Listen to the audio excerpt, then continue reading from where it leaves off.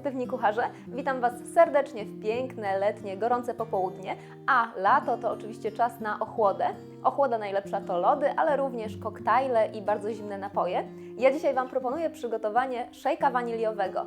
Jest do niego potrzebny blender, a robi się go z lodów zmiksowanych z mlekiem i z opcjonalnymi dodatkami. Zobaczcie, jak bardzo łatwo go zrobić. Wychodzi pyszny i świetnie, naprawdę świetnie chłodzi. Zapraszam Was serdecznie do wypróbowania tego przepisu i dzięki za to, że znowu mnie odwiedzacie.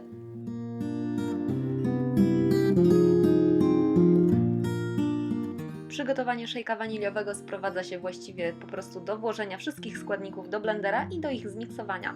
Ważne, żeby pamiętać, że lody nie mogą być zbyt mocno zmrożone, najlepiej, żeby miały konsystencję takich lodów z automatu. W zależności od tego, czy lody są bardziej czy mniej waniliowe, można dodać ekstrakt waniliowy albo cukier waniliowy lub wanilię, czyli miąższ wyskrobany z laski waniliowej. Szejka waniliowego najlepiej pije się przez szeroką, grubą słomkę, można też udekorować go jakimiś świeżymi owocami albo chociażby świeżą miętą. Zapraszam Was gorąco po więcej przepisów na pozytywnakuchnia.pl.